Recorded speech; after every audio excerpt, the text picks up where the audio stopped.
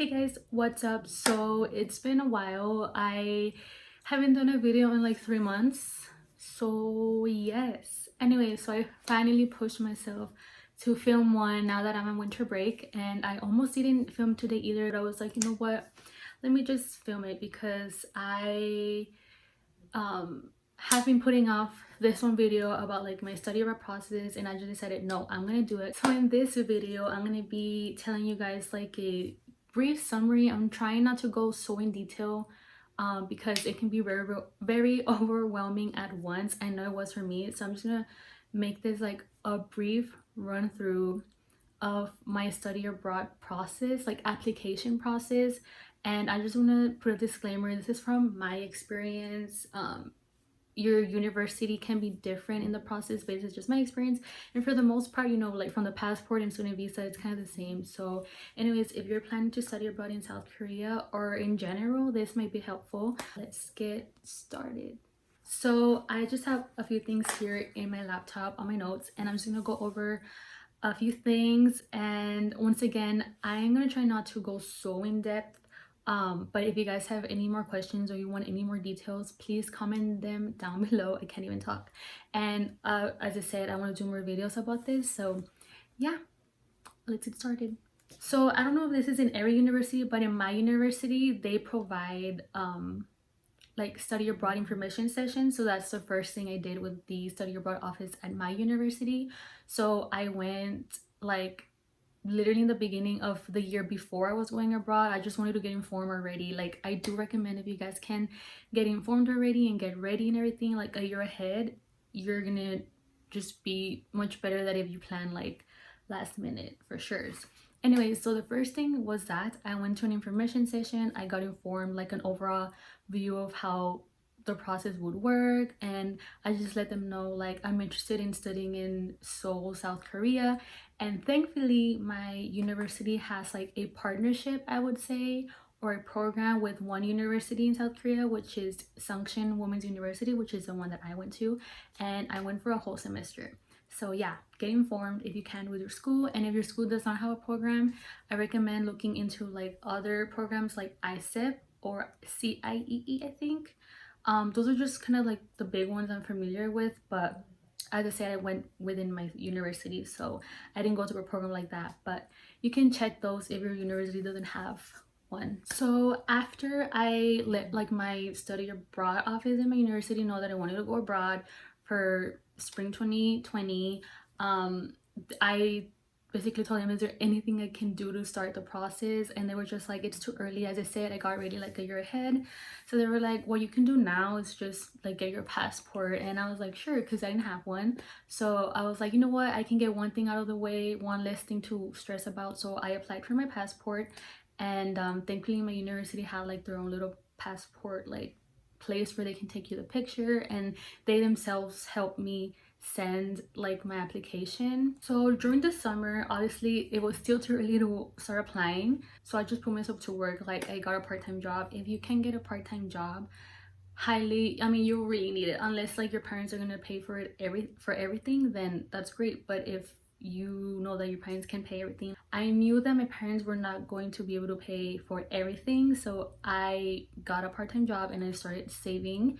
And that's one of the best decisions I ever made. I basically almost paid for everything on my own, not counting financial aid help, of course. So once the semester before I was going abroad, it was time to apply. So finally the real process begun. So with my university, first we had to apply through them to kind of like, so they could check that my GPA was in a minimum, which for my school I think it was a 2.0 or a 2.5. I think it was a 2.0. And then so once I got approved by my university that, you know, that I wasn't like a misbehaved student and whatnot, they were like, okay, you can like apply already to university. But before applying to the university, they put me to apply for scholarships first. So my university had local scholarships, so I really recommend, if your university has local study abroad scholarships, like apply to those, because it's most likely that you'll get those because it's local. So I got 2 scholarships local, and then I applied for a national scholarship, which is Gilman Scholarship. I'm pretty sure if you've been researching about studying abroad, that Gilman scholarships just come up, and I applied and I didn't get it, but I tried, and you know, it doesn't kill to just try. So I applied for scholarships, and then after that they were like, okay, we're just waiting for the abroad uni to like send us the link for you guys to apply, because as I said, my university had like a partnership with Sunction. So we got the link and I started applying. And the application, just to give you a broad idea for the abroad school, they just asked like what year I was in, what's my major, why do I want to go to Korea. And this is a part where you like just want to stand out, you know, obviously because of the culture, but what else? Like I remember I put things like, oh, I'm fascinated by Seoul's like architecture and advanced technology, and of course their culture. Like I also mentioned how I'm so used to my like Hispanic culture that I just want to broaden my culture awareness to like an Asian country. And then they also like just asked what kind of classes I was interested in, and if I wanted to live on campus or not, and just stuff like that. So that's how the application was for me. And just note that they are gonna ask for a good amount of health documents, like your physical. I had to get a chest x-ray. They wanted one. I don't know if this is for every Korean university, maybe, but they wanted to know my blood type. So I didn't know my blood type already, which, you know, you should probably know it, but I didn't. So I got blood drawn and I sent them that. I also had to get, of course, my flu shot. And then I had to get like this pills, I forgot the name of it. If I found out, I'll put it down here, but if not, if you need any health examination or any like pills that you need to take before you go abroad, your university will let you know, so don't worry about that. I remember during this time I was so anxious because I was just like, oh, I just want to know if I got accepted, even though my university was like, most likely you did, but still, you know, you get so scared, like, am I cool enough? I don't know what I'm saying, but you know what I mean. Okay, you know what I mean. Mind you, during this time I was still saving up, I was still working, because, you know, yeah, don't just sit there and do nothing, because then you're gonna be last minute and that's not good.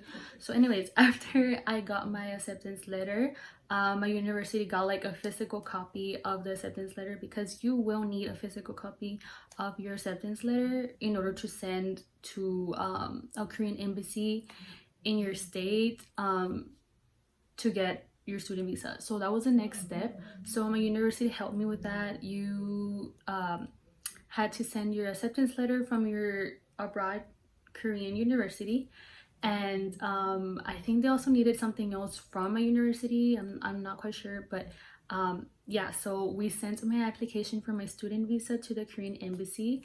And then during that time it was kind of like, okay, I already knew I got accepted, so my friends and I, because I went with other people I knew, thankfully, we decided to just book our flight already, and we found a good deal. So then after we just got our student visa and it got approved. And if you didn't know, the student visa is like a stamp or a sticker that goes on your passport. So we got our passport back. Oh yeah, because when you send your acceptance letter from your abroad university, you also have to send your passport, because they needed to like put that sticker on the thing, on the passport. So once I got my student visa, it was like official. That's what made it official for me. I was like, okay, I've got my student visa, I'm going, like, bye, you know. So yeah, once you get your student visa, you're pretty much set. Like all you have to do now is just wait. After I got mine, I think it was like 3 weeks later, and I left to Seoul, South Korea, and that was my first flight ever. It was 14 hours from where I live, which I live in Texas, to Incheon. Yeah, a long flight, but it's okay. I feel like I missed a bunch of things, but that's pretty much the main things. You know, you get informed in your school, you choose your program, you apply, you get your health documents, you get your passport, you send off your application for your student visa, you receive it, and then you're pretty much set. But yes, hope this little brief process studying abroad in Korea video helped you guys. As I said, I will be doing more. I really want to talk about how I fundraised to go to South Korea, because other than working, I did like a GoFundMe page, and I did like this big fundraiser to help me pay for my dorm. Like out of that one fundraiser I did, I got my money for my dorm. So if you guys want to see a video of how I fundraise, let me know down in the comments as well. But yes, that is it for today's video, and sorry if it looks like I'm not looking directly at you like I am now. It's just I'm looking at myself in the screen. I don't know what to say. But yes, also if you guys have any other like more personal questions about my experience, also let me know in the comments below, just so I know what kind of you guys want to know from my perspective, from my view. Also, big disclaimer, I did go to Seoul, South Korea to study abroad this spring 2020, so it was during this whole beginning of the pandemic. So if you're gonna go next semester, or if you're gonna go next year, and if this whole thing is still around how it is now, and you want to know how it was living there during the pandemic, then let me know, because there's a lot of things that obviously I had to do different and adjust to. Anyways, hope you guys enjoyed this brief little process video. As I said, I can go further in detail. Just please let me know what else you would like to know, and if you're planning to go to study abroad in South Korea, you will not regret it. I had so much fun, and obviously it is not a perfect country. No country is perfect. There's definitely its flaws, but overall it's such a great country to go study and live in as a student, just to learn about the culture, and the food is amazing. So yeah, have a good day, please stay safe, and we'll see you in the next video. Bye.